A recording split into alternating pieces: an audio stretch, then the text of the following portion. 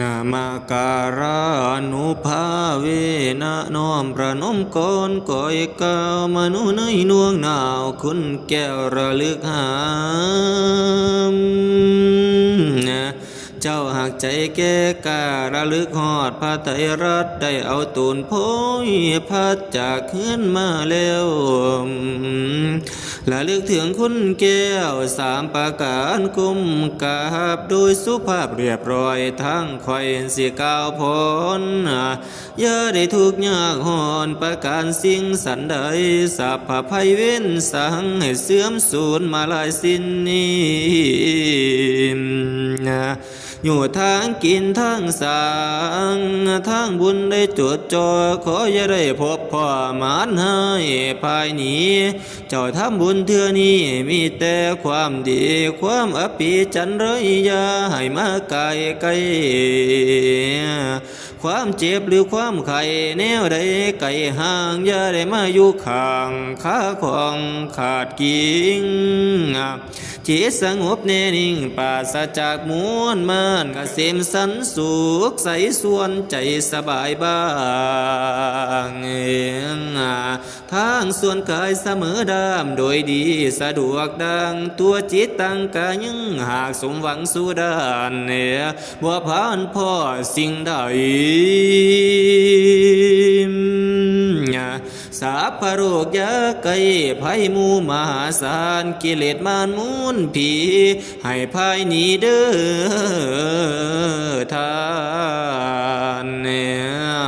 พันจะมานทั้งหาโรคาพญาตเก่าอย่าได้มาอยู่เฝ้าละน้ำเจ้าให้ห่างหายสัพพะภัยสิ่งหายหายขาดกายพละบุญน้ำสู่ยามเด้อเจ้าอย่ามีเลยทางเศร้าละเสียพระไทยใจซื่นบ่ว่าวันและคืนตลอดเดินย่างย่ายนอนนิ่งนั่งสบายขั้นเจ้ายกย่างย่ายยั่วระญาติไปใส่ขออย่ามีเว้นภัยสิ่งใดมาต้องสนุกหนาวในห้องเคหาหายป่วยเป็นคนร่ำคนรวยมีเงินทองอีกด้วยรวยแบ่งแต่งกินมีไปเบิดทุกสิ่งสับส่วนสลิงคานบ่มีคนใดปานเปรียบปะไม่มีใดการทั้งเจ็บหรือไข้หวัดไอไข้สันเป็นหนาวเหน็บสะบันให้เบาบางห่างถอยไข้ไทฟอยไข้ป้างไข้ส่วงไข้หวัดใหญ่เป็นไข้ยื้อเป็นไอหรือเจ็บหัวปวดท้องยาของเกี่ยวพา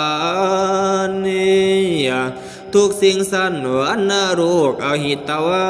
ทั้งเจ็บหูเจ็บตาเมื่อยซาเสียวท้อง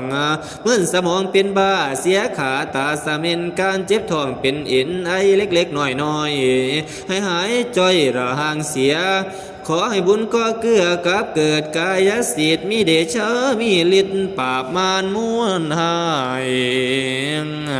บุญทั้งหลายของเจ้าที่ทำมาแต่ก่อนขอให้มาอยู่ถอนห้มขอนเข้าใส่กันทำเทื่อนี้เทื่อนั้นให้ปัญญาเป็นมหานะให้มาร่วมน้ำกันแล้วก็กวมรักษาเจ้าขอให้เป็นคือคำเว้า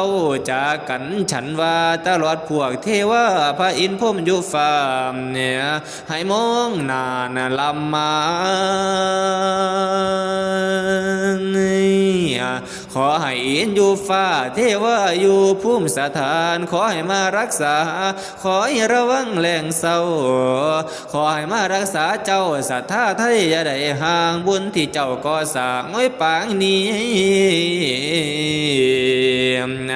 ให้ห่วงเฮืองสั้นถอน้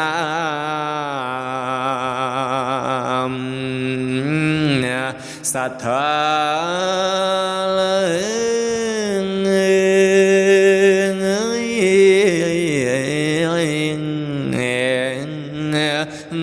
โอ้